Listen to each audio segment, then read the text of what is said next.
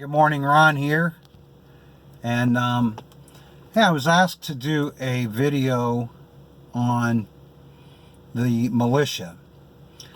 In our society today, the militia, even just the term, has a very negative connotation about it. When people hear that term, they picture a bunch of gun-toting nut jobs just out there wanting to blast caps at whoever happens to be around them. And nothing could be further from the truth. The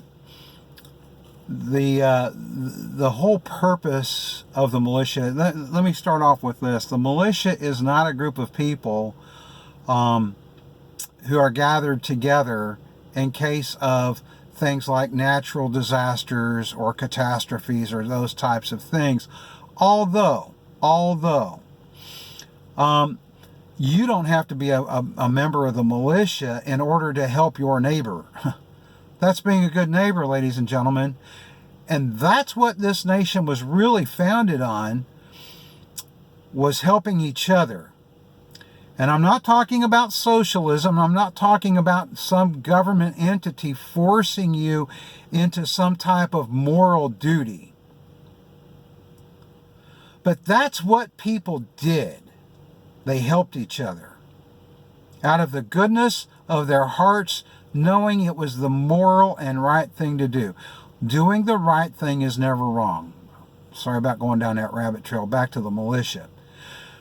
The Second Amendment really gives us details concerning the militia. A well-regulated militia is necessary in order to maintain a free state. I've done other videos on this before. It's been quite a while, so I don't mind doing this again. Well-regulated, well-trained, well-armed, well-organized. This doesn't mean that the government is the one that's doing those things. In the beginning of our nation, the militia were also called Minutemen. These were farmers and ranchers and store owners and bartenders and businessmen who were ready to take up arms at a moment's notice to protect the country at that time, 13 colonies or 13 states, from an invasion by Britain. That was the whole purpose. If we look at most of the framers, there was a great big dispute or argument over whether to have a standing army or not. Many of the framers were against a standing army. And although we did have a standing army, we also had the militia alongside that standing army. There were those who would leave their farms and their houses, and some of them for a year at a time, to go and train and be prepared to fight, or did fight when Britain did invade us.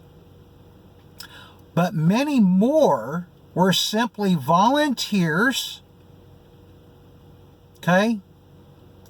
Just ordinary folks like you and I, who were ready at a moment's notice to take up arms to protect liberty. Ladies and gentlemen, that is what the purpose of the militia is. The purpose of the militia is found right in that document that I just quoted. It's necessary to maintain a free state. Free from who? From anyone who insists on infringing on liberty, whether it be foreign or domestic. Being a veteran, I swore an oath to protect and defend the Constitution against enemies, foreign or domestic. And that oath, as far as I'm concerned, is just as valid today as it was the day I took it. You don't need to take an oath to have the same mindset and the same duty or responsibility to protect liberty, because you do as an American. and not just for your sake or my sake, but for the sake of our children and our children's children. There are some who twist the Second Amendment and say that the militia is the only ones that have the right to keep and bear arms.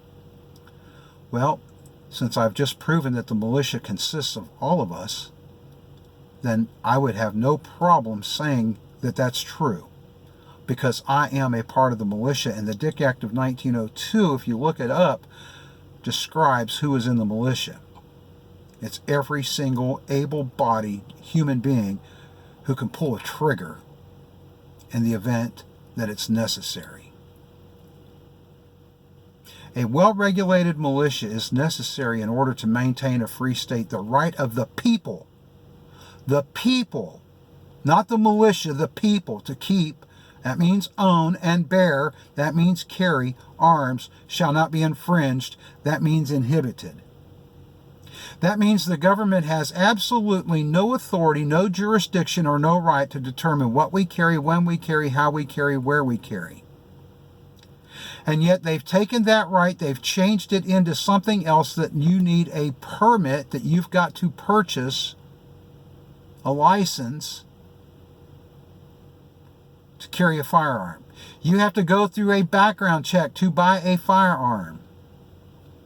None of these things fall under shall not be infringed, ladies and gentlemen, yet the people do nothing. Why? Because we are now a land of wimps. I'm trying to clean up my potty mouth.